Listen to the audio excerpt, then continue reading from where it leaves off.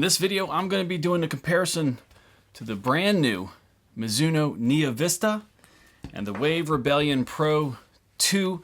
So let's get right into it. So I have had a chance to do 2 full reviews on these. The videos are on this channel, but I have been asked several times about the comparison of the two and kind of my thoughts on how they compare to each other.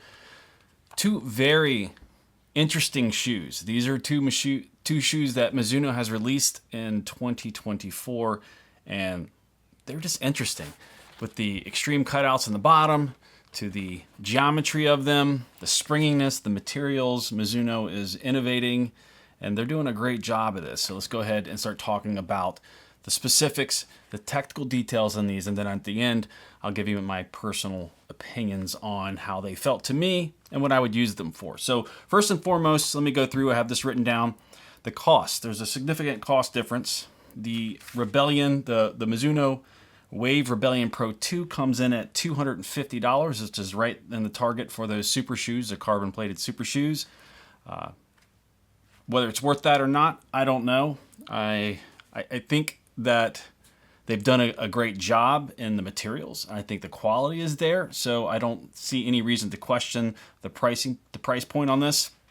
So the Neo Vista comes in at $180, so it's a little cheaper, little easier to swallow if you're looking to get into a what I consider, it's a super trainer. I wouldn't say it's a super shoe. It doesn't have a nylon plate, but it does have a glass fiber nylon reinforced plate. It doesn't have a carbon fiber plate in it.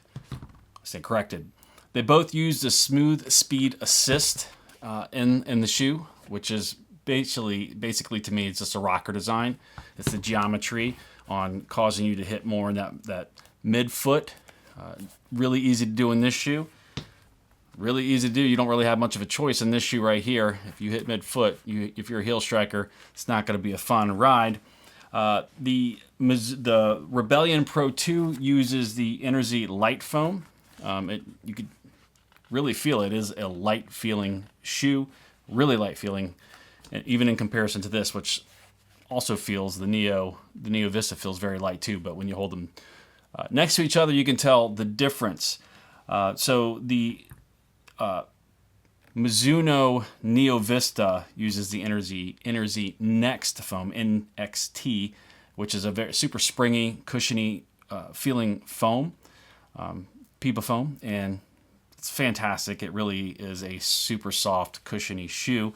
The plate in the Rebellion Pro 2 is a carbon fiber reinforced plate, so I don't believe it's a full carbon fiber plate, but it is a carbon fiber reinforced plate. You can definitely feel it when you're running, super springy.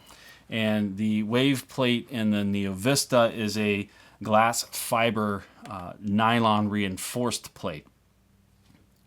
A little bit different.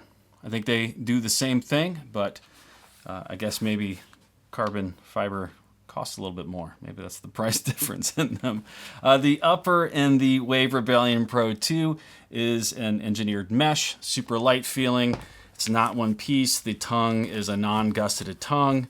I mean, as you can see, this is very, very airy, very see-through, super light. This is a race day shoe. It's not meant for everyday training. It's meant for going fast in races and distances, half marathon, marathon. That's what it's meant for, and you can definitely tell that when you put it on your foot. The Neo Vista is a everyday trainer. It is a long distance, and it can be used for races. I could definitely see myself using this in a street race. And if they'd put some aggressive lugs on the bottom here, I'd be using this for trail racing. I think if Mizuno put a trail racing shoe together like this, they would definitely shake things up quite a bit with the Hoka fans, which I am one. I am one who wears the Speed Goats. So this could rival that if they decide to put some aggressive lugs on the bottom. So the outsole. I don't know what the outsole is on the Neo Vista. It's not in any of the spec sheets, but what it feels like here, it feels like it's just exposed Energy NXT foam, which I'll stand corrected if it's not, but it feels a little more grippy, but it just feels more like exposed foam than anything else, with a little bit of something in it that makes it kind of not as, makes it a little more grippy. The G3 foam in the Rebellion Pro 2, this is kind of a hard plastic. The original Flash shoe had it, and it was a little slippery. Like if you're running on the treadmill, this is a lot better. The material, whatever they've done to it, is a little more grippy. Even in the wet roads, it does a good job. So a little bit better wear. I think you're going to get out of this the Rebellion Pro 2. The stack height. This is what's crazy about the stack heights in these shoes. Both these shoes are just crazy with the stack heights in them. The Rebellion Pro 2 looks to be much, much higher. When you look, even when I set them on my desk, which I can't do, you won't be able to see, it just looks like it's a higher shoe. But the stack height, this is a 2 millimeter drop in the Rebellion Pro 2. It is 38 millimeters in the back and 36 in the forefoot for a 2 millimeter drop. It just seems a lot higher than that. And the Neo Vista, so we got 44.5 millimeter stack height in the back and a 36.5 in the front for an 8 millimeter drop. The weight, now I weighed it on my scale right here, and I have a men's size 11.5, and my Neo Vista, the Mizuno Neo Vista comes in at 11.1 ounces for a men's size 11.5. The specs on the site say it's 9.4 ounces for a men's size 9. So you can kind of do the math there. So it's 11.1 for the Neo Vista. The Pro 2 comes in at 8.78, kind of goes back and forth, ounces for men's size 11.5. It says on the site that it's 7.6 for a men's size 9, so significantly lighter. Obviously, it's a race day shoe, so it should be. And so that's 246 grams for a men's size 11.5 and 312 grams in weight for the Neo Vista. Now, what do I think about these shoes? I'm going to be completely honest here. Right out the box, the Neo Vista felt fantastic. I had no problem going out and running 6 miles right off the bat. I wasn't worried about it hurting my calf muscles or doing anything strange to my hips, because that was not the case with the Rebellion Pro 2. While I think this shoe definitely has its place, it definitely feels like one of those shoes from the 90s that had like the build up your calf muscles. I would almost feel weird walking in this, because you feel like you have to walk up on your forefoot here to not roll backwards on your heel to be walking like that. It forces you to be up on your mid to forefoot when you're running the Rebellion Pro 2. It makes you feel like you got to run fast. It did not feel comfortable at slower speeds. I had to be running fast to feel comfortable in the Rebellion Pro shoe. And I don't think that's an unfair assessment, because this is a race day shoe.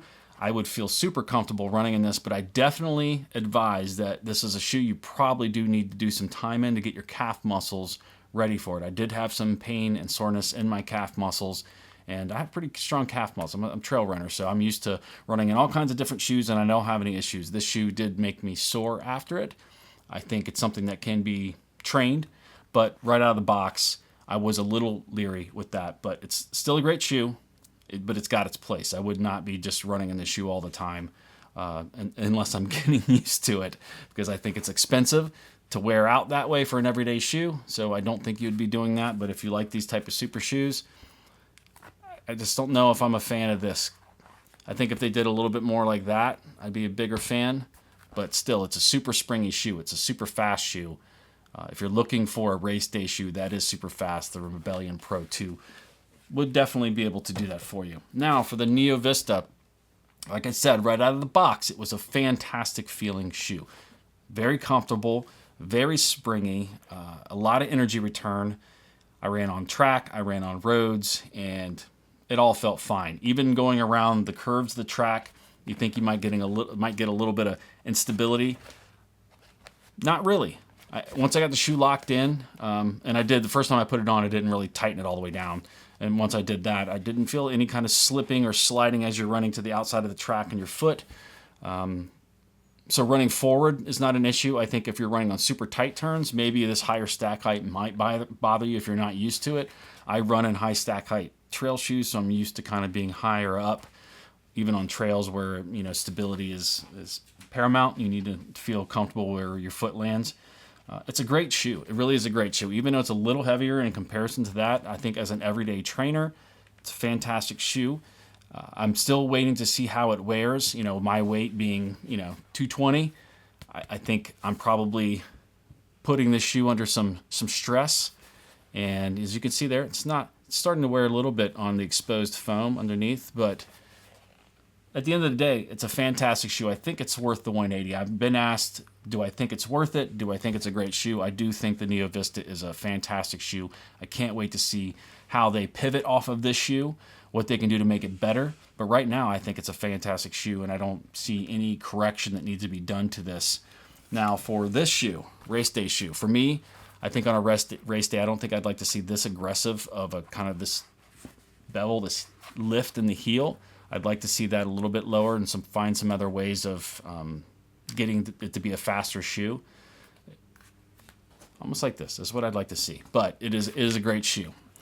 Completely different shoes. I wouldn't think the people who are looking for shoes would be looking to compare these shoes. Like, it's not one or the other. I think if you want a marathon, half marathon, fast shoe, this would be a great shoe if you're willing to part with $250 to do so.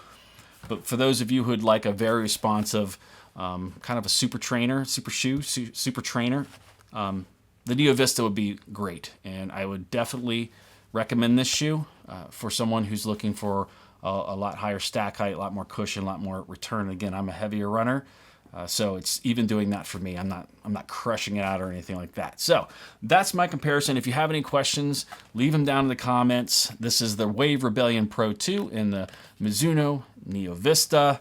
If you want to see their individual detailed reviews, I'll go ahead and leave them at the end of this video. And I hope you enjoy those. I'll see you in the next video. Thanks for watching.